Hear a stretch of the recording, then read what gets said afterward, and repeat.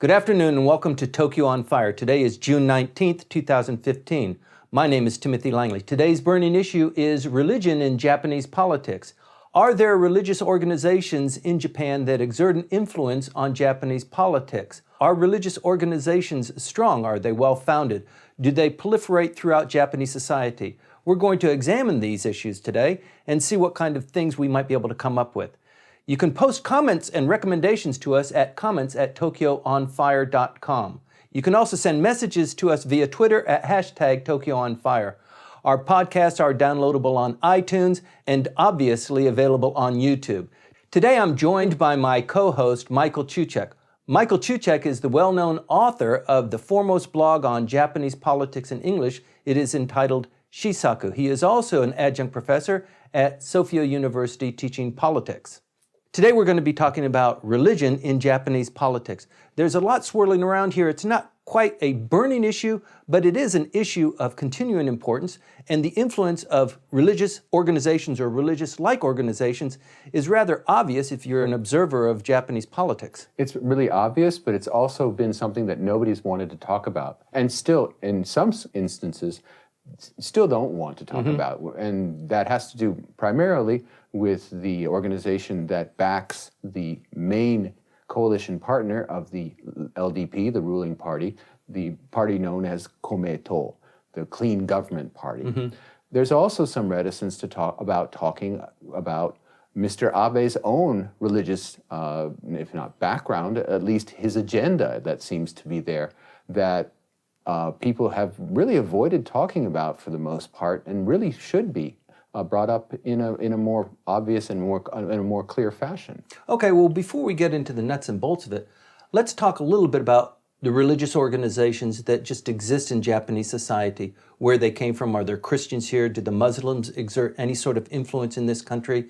What about, Shintoism and Confucianism? Is the Buddhist cult very strong here?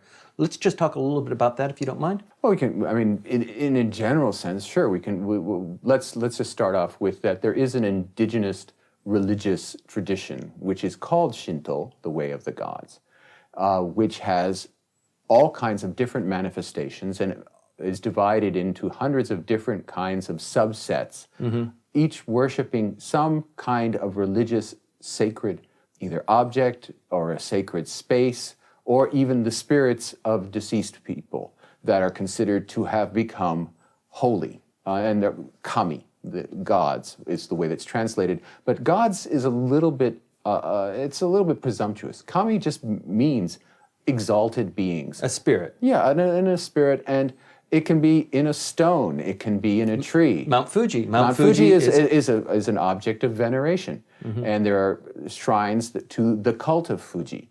And you can go on pilgrimages around the mountain, and there are all kinds of different organizations that are based on these indigenous religious beliefs.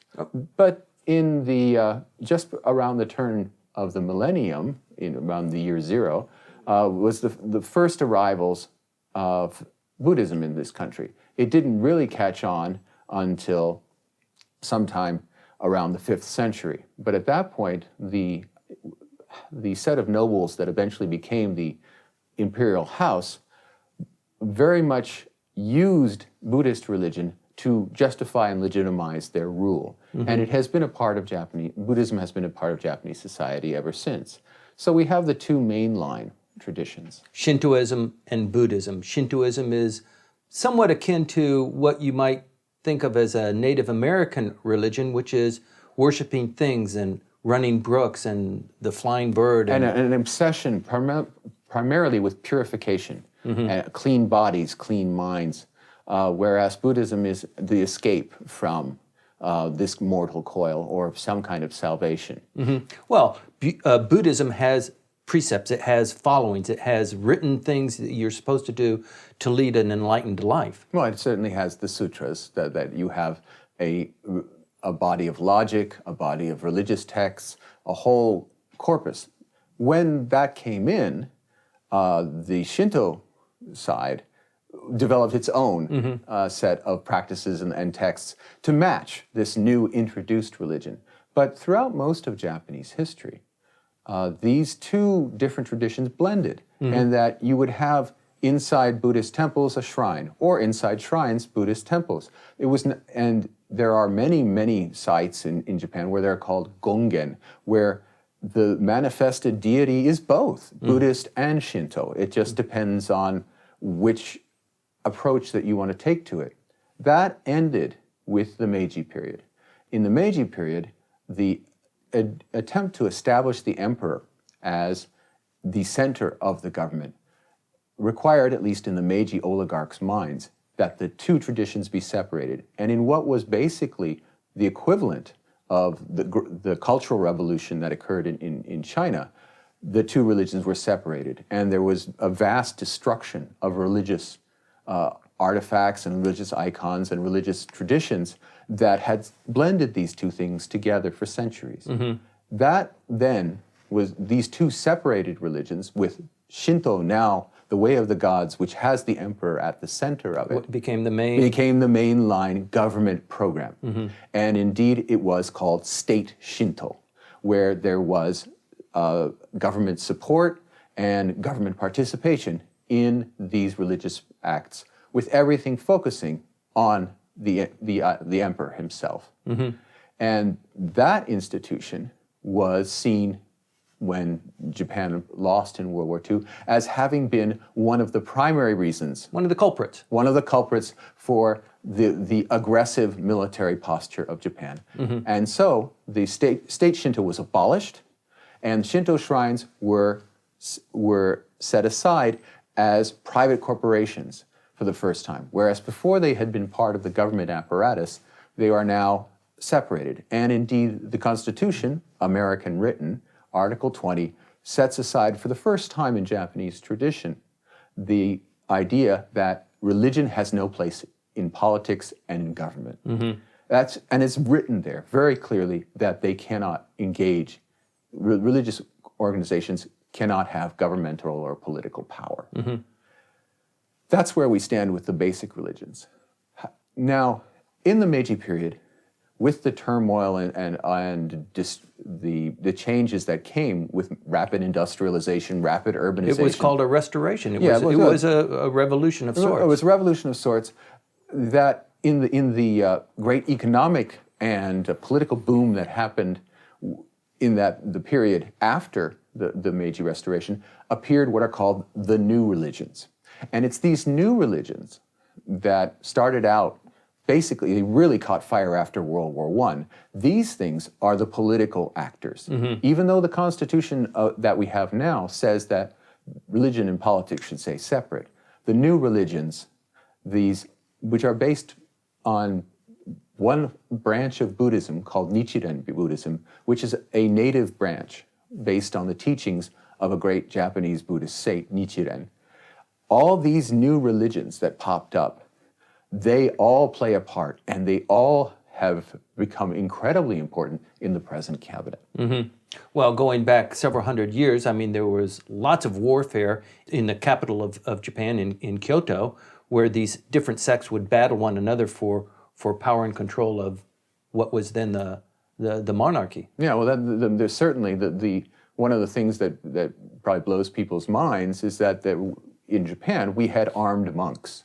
Okay, maybe you say, okay, that's like the Shaolin monks of China, the Kung Fu guys. No, this is the armies of people with swords and pikes and would literally lay waste to the capital if they didn't get what they wanted. That tradition also exists of religion and organized violence. And so the history of religion and politics in Japan is extremely fraught. Most people, I mean, if you've lived in Japan for any length of time, you understand that Japanese are actually both religions. They don't have this concept that, oh, I'm a Catholic or I'm a Episcopalian. They're much more loose about this dealing with religious concepts or the embodiment of religion in their daily life. So they might be a believer of Shintoism, but they're also a Buddhist of some sort. And that's the way a lot of that religion has crept back into public life, through the fact that most people actually don't associate with any one particular sect. And there's an argument, and it's a pretty good one, that religion is a part of Japanese tradition, Japanese culture. And it's okay to do religious acts if they're cultural acts, if they're part of a traditional reenactment, for example. And that way, a lot of Shinto and a lot of Buddhist rites have made their way into public life with politicians, with even government officials participating in these activities as cultural artifacts. So that's something you could say, oh, that could be abused. And to a certain extent, maybe it is, but it's really relatively minor so far. Well, I think this growing dissatisfaction with the fiber and the spiritual makeup of normal Japanese people are causing leaders, political leaders and whatnot, to try to reassert some sort of an identity. And most often that comes in the form of maybe patriotism, or we should all act collectively together. And I sense that could either come under the banner of Shintoism, but that seems to be rather weak. But I understand there's a lot of power being placed into moving this forward, but also more likely under a Buddhist sort of a structure. Well, that's the thing. There are the two lines are going that way, and you're absolutely right. The Shinto side is basically represented in Japanese life now by an organization called the Nippon Kaigi, which is trying to reassert traditional values, traditional being some manufactured thing, very resemblant of state Shinto, very close to it. The Nippon Kaigi is composed mostly of academics, conservative academics of such schools like Kokugakuin, which is the place where, until very recently, all of the noble families, including the imperial family, went to school. But also other universities. Some have very strong conservative backgrounds and generally are also tied to the pre-war state Shinto organizations. All of this is coming back, and they have recruited business people in the arts, but most importantly, they now have a lot of politicians, mostly from the LDP, but also from the Japan Innovation Party, a very small number from the opposition DPJ, who are all participants in this attempt to bring back traditional values. And that organization, Nippon Kaigi, is closely allied with another organization, which is the Association of Spiritual Values, having to do with Shinto shrines. And again, in that case, there are about 269 members of the House of Representatives who are members of that spiritual association. In addition, there is an association of Shinto worship within which has strong ties to the government, which is the Association of Spiritual Values, which is closely allied with the Nippon Kaigi. And those two organizations together have a great deal of influence on the current cabinet. It's said that at least 17 of the 19 members of the cabinet are members of Nippon Kaigi and also of the Shinto Shrine organization. And the Secretary General happens to be the current Prime Minister. And of the Shinseiren, yes. Of the Association of Spiritual, yes, is Abe himself. Very strong. So that the influence of this organization is immense. And we have seen that in a way that's probably been kind of hard to interpret for people who are outside of Japan. We've had it basically slammed in our faces in the way that Mr. Abe spends his New Year's. He goes to Mie Prefecture, to the shrine that is most closely associated with the imperial family, the Ise shrines, where until very recently, always the head priestess was an imperial princess. That shrine is maintained by the government as a cultural artifact and maintained in a way that brings it to the world's attention every 20 years, which is they destroy the entire thing and rebuild it a few hundred meters away. And They just keep going back and forth between back these and two forth. different Right. locations. And it costs an absolute fortune, and it's all paid out of taxpayer money. This has been done for centuries, back and forth and back and forth. And the latest 20-year version just came into being 2 years ago. And Mr. Abe took almost his entire cabinet there as a cultural matter. But then he now has held for 2 years running his first press conference of the year from inside the shrine. He has made this almost a slap in the face to other religious organizations in Japan, saying, I'm emphasizing Ise Shinto and imperial Shinto in a way that has really never been done before. And the problem here is that he is the head of state and he's being involved in spiritual activities or in religious activities where the Constitution that was established 65 years ago says there should be a complete separation of church and state. Now, there's absolutely very clearly in Article 20 that that's just, you cannot have any kind of religious organization having power. Okay, my sense is, so what? This Constitution, I think from most Japanese perspectives, is that this Constitution was imposed on us. And we used to be okay, we were proud, we had our own national sense of ourselves. We had a strong navy, we had a strong army, we were growing an empire just like everybody else. And we believed in the emperor and the emperor system, and Shinto was basically one of the foundations of our religious spirituality. The Americans came in, they rewrote the Constitution, and what has happened to the spirituality of Japanese youth? You know, it just seems to lack a kind of a fiber that binds people. And for example, the number of suicides, just the way communities are held together.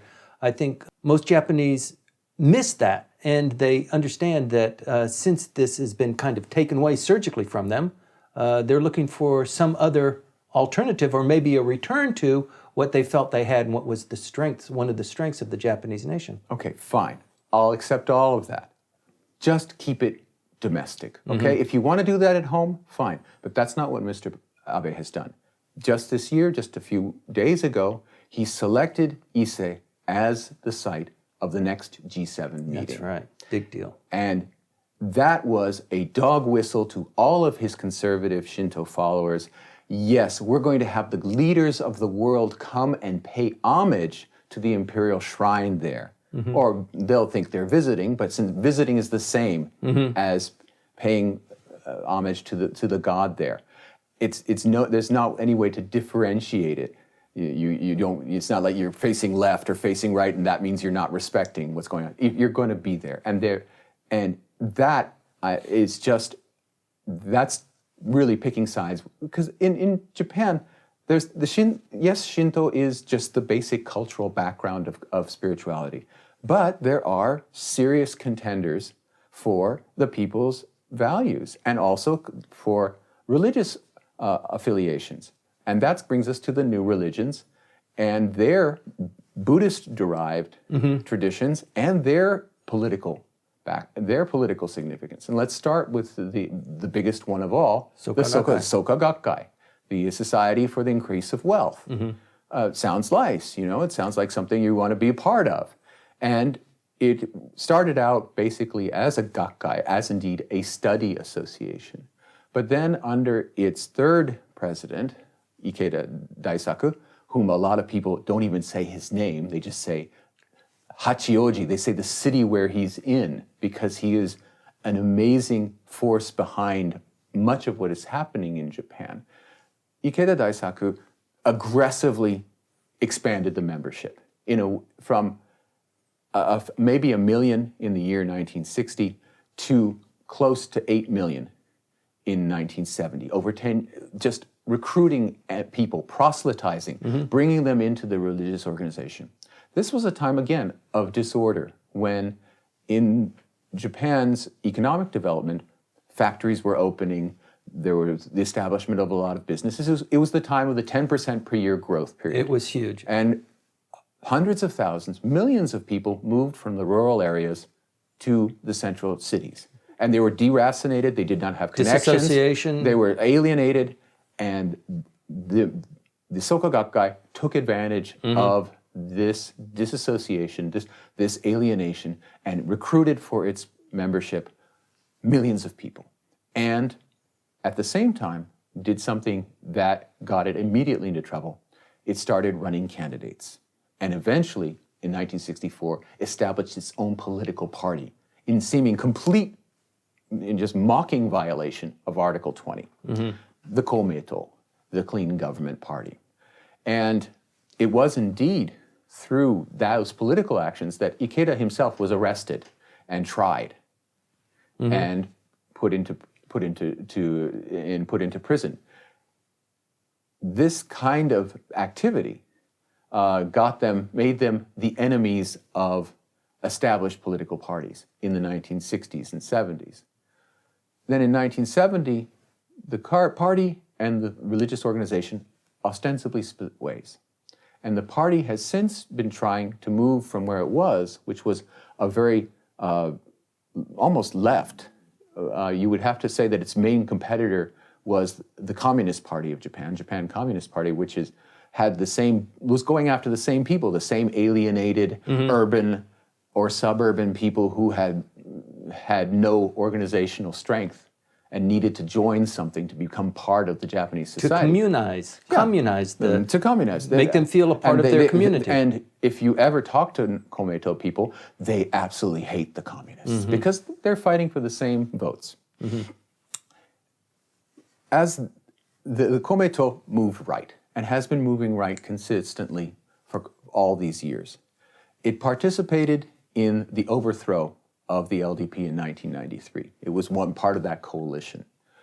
And then joined in a party with the great destroyer of Japanese politics, Ozawa Ichiro, in what was called the New Frontier Party. But after parting ways with Ozawa Ichiro, it went on its own for a while and then joined the LDP, the enemy. Both sides had deep mistrust for each other, but both sides needed each other. The Komeito needed the cover of legitimacy that the LDP provides, and the LDP needs the votes because the LDP has been declining in popularity for decades. The Komeito represents something that you cannot find anywhere else, which is 8 million votes every single election. If Dr. Nancy Snow was with us, she would probably criticize us for navel gazing.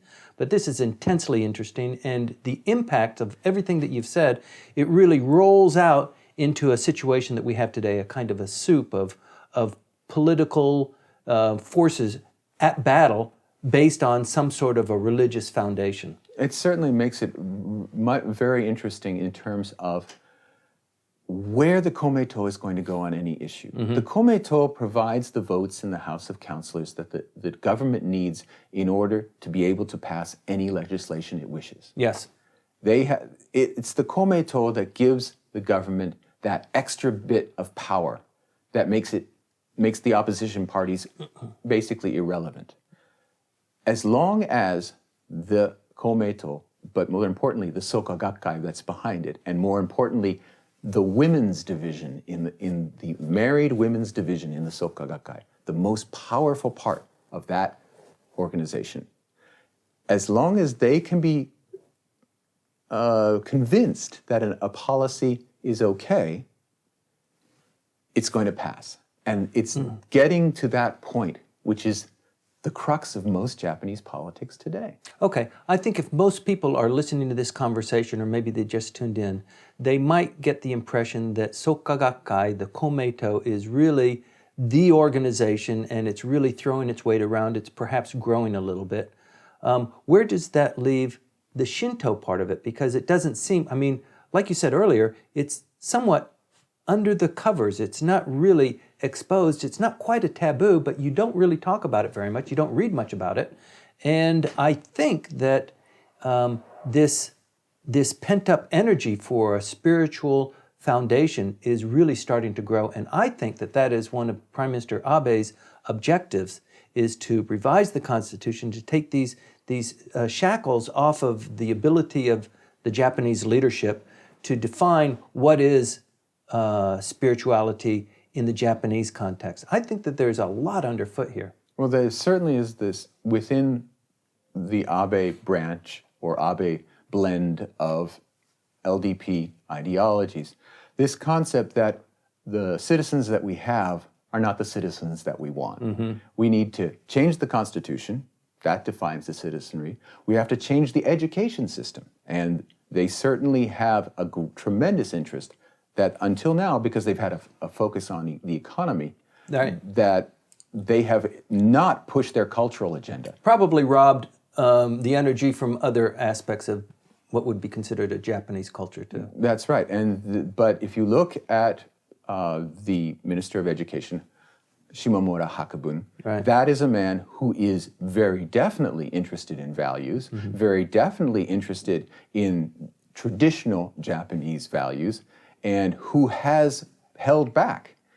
When he was in government before, he's been a really hardcore, but this time around, he, during his first 2 years as Minister of Education, has been relatively reined in. That's not something that we can always believe will continue. And we know very clearly from the attendance at Yasukuni Shrine by ministers of the cabinet that this cabinet is a conservative Shinto cabinet. And maybe we want to talk about Yasukuni's place in all this. Yasukuni is its own Shinto organization. Again, its relationship to the government was pulled apart by the United States and shunted off as a private religious corporation. But nevertheless, we have a large number of Diet members who go on the festival days. We have Mr. Abe himself, who, though he has not gone to Yasukuni for over a year now, does still send gifts in his name, with his name and his title on them, to the shrine, despite the fact that any kind of interaction with that religious organization immediately sets off the Chinese and South Koreans. It sure does, and I think it's a little bit unfair. Yasukuni is the registered place of the dead for everybody, all the Japanese soldiers who died in World War II. So when you pay your respects at Yasukuni, you could be interpreted as paying your respects to the people who died for the protection and for the promotion of the Japanese nation, but not necessarily, but everybody that's visiting there, especially if it's a politician, is painted with that brush. Well, we can talk all day about Yasukuni. No, Yasukuni is a great part of that dialogue. Yeah, and it certainly was a part of the state Shinto cult. But Mr. Abe has been very careful to go only in that one permissible direction, which is to follow the Ise line, the imperial house line, and letting his underlings, letting his associates go to Yasukuni. So he's played this very carefully in terms of a political game having to do with international politics. The United States hates it as well when he goes to Yasukuni. And while the relationship between the United States and Japan was at its zenith during the time that Prime Minister Koizumi was in office with the Bush administration, nevertheless, the United States still did not like it at all that Koizumi would go every year on his visits to Yasukuni Shrine. And every time there's a new prime minister, I can assure you that the U.S. ambassador or whatever representative comes from the United States to talk to this new prime minister says, please don't go to Yasukuni. Right. It causes trouble. No discussion about Japanese religion is complete unless we talk about the emperor and his role in Shintoism and his role as the head of state of Japan. And one of the interesting aspects, not many people know this, or they have to be told it and then they reflect on it, they say, oh yes, I knew that, but it is an amazing fact that the current emperor is the direct line of emperors, one right after another, a direct descendant that goes back into history far longer than any hereditary dynasty, even as far back as the pharaohs of Egypt. Well, in this case, for the religious aspect of this, Ise Shrine is the shrine to Amaterasu Omikami, right, the goddess of the sun. And according to legend, the current emperor is the, I think, 124th direct descendant from that goddess. Okay, so he is for some people, and certain members of the cabinet, a living God, a living kami. The renunciation of deity that his father did, the Emperor Hirohito, in order to basically avoid being prosecuted as a war criminal, part of the deal was that he would renounce godhead, right. and he does. And it's so important, this relationship of the government, that the first thing that the Constitution of Japan talks about is the emperor. And the first article of this new revised constitution that was done by the Americans, it makes sure that the first thing that it says is the emperor is the symbol of the state. Well, not the leader of the state, not the central focus of the state. He's a symbol. He's two things removed. Right. He's not the center. Wasn't that the major sticking point in ending World War II in the first place, though? It was certainly the major sticking point in trying to get surrender out of these people, because one of the things that they wanted to do was protect the emperor's life. Right. And that became a huge number of deals that possibly have been regretted by the United States. Certainly were regretted by Japan's conservatives, the idea of Japan's emperor dropping away. Hundreds of scenarios. All kinds of things that could have happened. So the current emperor is deeply allergic to any kind of association of himself with some kind of deity. Nevertheless, because he is the emperor, he has to perform all kinds of rituals associated with this deification process. He plants a rice paddy. I don't know if he has to. I mean, this is what he does. This is his job. He is the emperor. This is his job. I don't know. You can't say it's his job. It is who he is. It is what he does. It's not his job. I mean, look at his house. You don't even call it a house, right? I mean, he is the only leader of head of state of any country in the world today who is an emperor, a reigning emperor. Right. He is the real deal here. He's the real deal, and it's that he has in his daily life all kinds of what people would ostensibly call religious rituals. Some of them very secret. And very secret. Right. When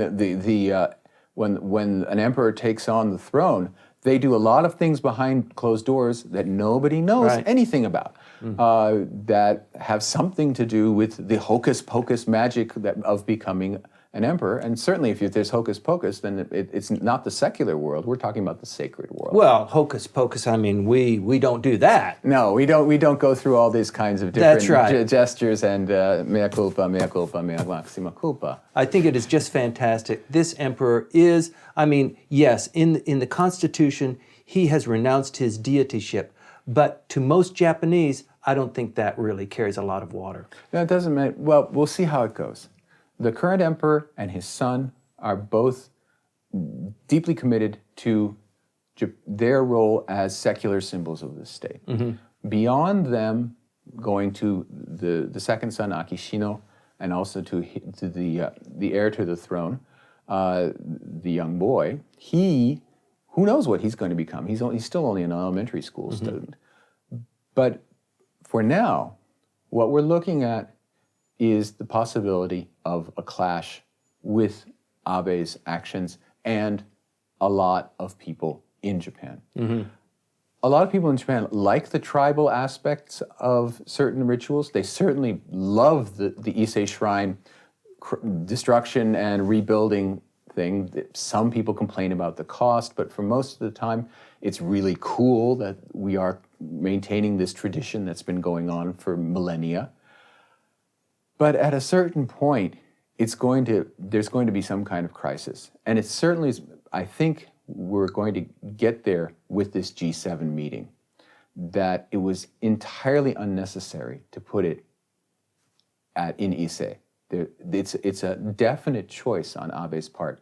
And to what extent other world leaders and their staffs are going to play along with Abe's staged Ise Shrine visit, I don't know what they're planning on doing, but it's going to loom over the project of the G7 for next year. I don't know. I mean, it is a UNESCO site. It is a cultural heritage. It is a foundation of, a lot of things that are very important to the Japanese and to the building of this culture and this fantastic nation that, out of the ashes of war has become a major powerhouse. So there's something there. There's something really central to being Japanese and this island nation that really kind of defies definition. But, we try. And I don't know if Shintoism is a major part of it, but I sense that Shintoism is a rising part of that. And I think, for example, we were talking a little bit about the rise of Soka Gakkai. And during that period, during the bubble, emerged lots of new religions. One of them was Om Shinrikyo, which was, it was weird at first, but a lot of them are somewhat weird. But this one went from weird to exponentially weird. And I think there are a lot of people that are searching for meaning and for direction in their life. And they just, that's what we're talking about, religion. What does religion actually mean, and how does it bind people together in a society?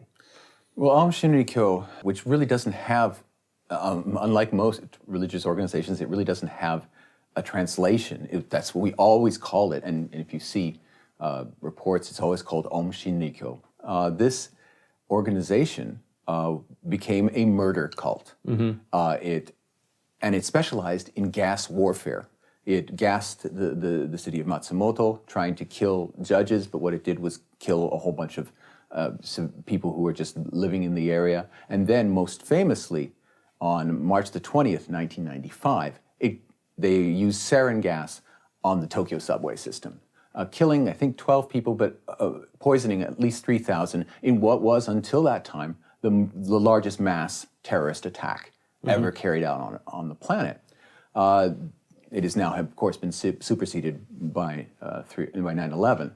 But at the time, the atmosphere for religious organizations, particularly the Soka Gakkai, got a little dicey because the Japanese police agency and other government agencies had been taking for a very long time a very hands-off and a very, very, very, very distant look at religious organizations, despite the fact that some of them are wacko cults. Right. And this completely, and there every few years there is the revelation of yet another cult which has killed several of its members, and these things pop up all the time. But until the Aum Shinrikyo incidents, the police agency and other agencies that watch internal security have generally kept everything at arm's length. When that happened, suddenly all of these religious corporations that are of recent vintage suddenly felt a lot of heat. And it's now, there's absolutely no coincidence that the Komeito quickly was running in the direction of the LDP in order to make sure that it was seen as not a cult that needs to be watched or suppressed.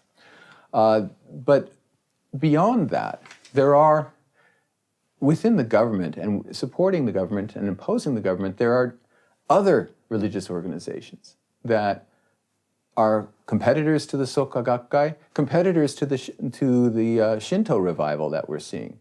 Things like the Risho Koseikai. These, and again, I don't know the correct, what they call themselves. The Reiyukai, the Association of the Spirits.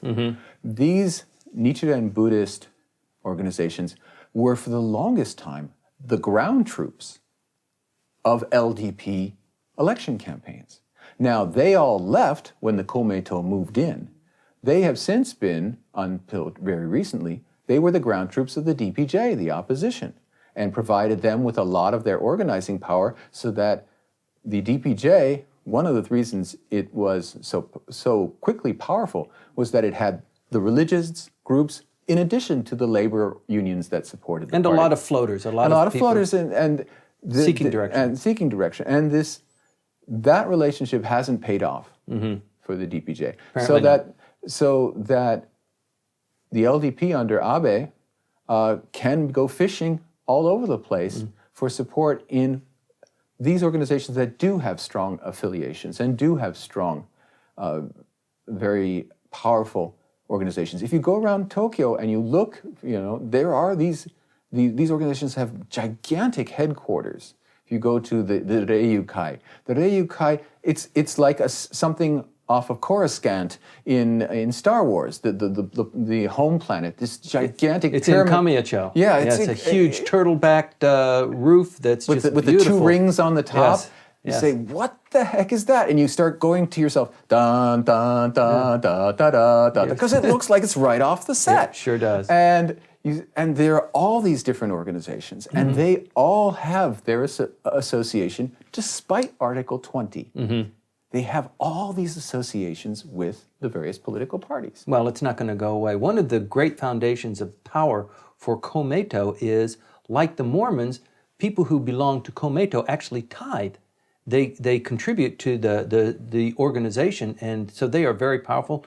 They have lots of land holdings, and they distribute this tithed money within the less fortunate people who have joined Soka Gakkai. So the glue that binds them is very strong. And there's a lot of financial things that are going on underneath the surface. And that's something that also the Komeito doesn't want anybody looking into. Right. They certainly don't want the national tax agency Tax-free benefit for religious organizations. to be in any way endangered, so that every 4 years, when the Tokyo Gikai, the Tokyo Assembly elections come up, that's when the Soka Gakkai is in full election combat mode, because there is nothing more important to them than to maintain their position within the Tokyo Assembly, because Tokyo, the city of Tokyo, is the registry point for the entire religious corporation. That's where it's registered.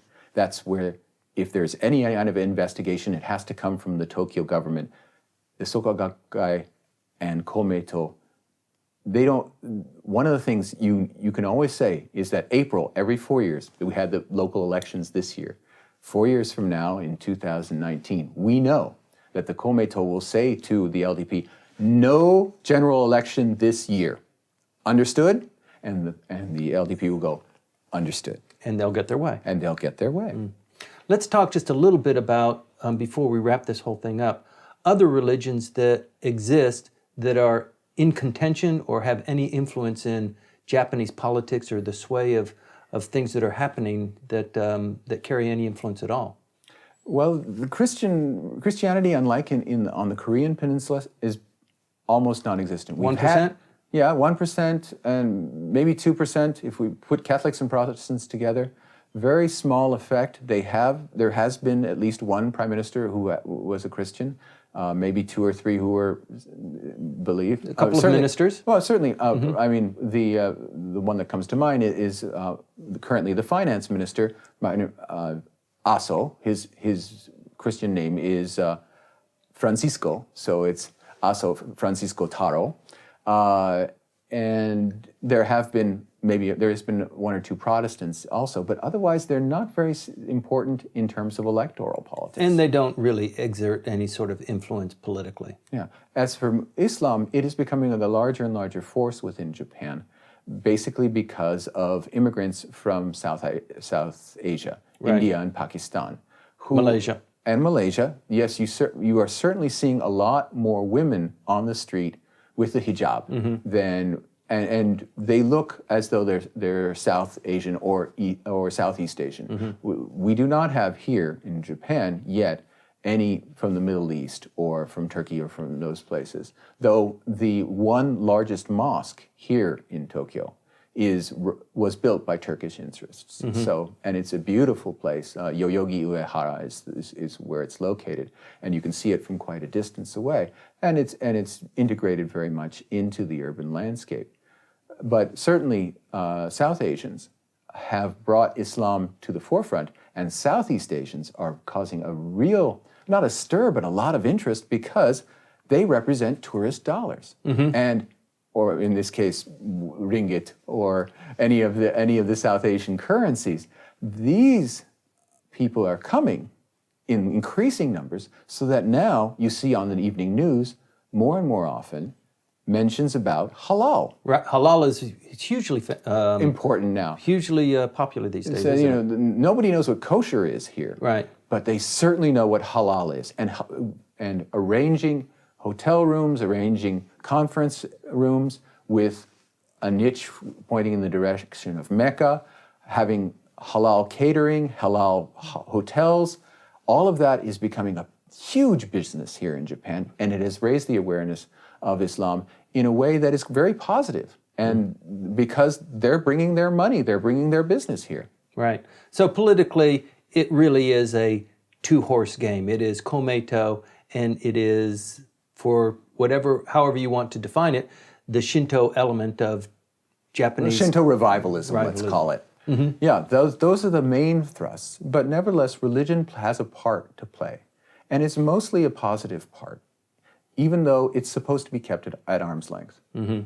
Well, I think the Prime Minister is challenged with that. I think his looking sideways at Komeito as his coalition partner, he's a little bit jealous of that power, and I think he would like to have something that he can call his own as well. Oh, I think you've hit it right on the nail right on the head. Mm-hmm. That's absolutely probably where he wants to go.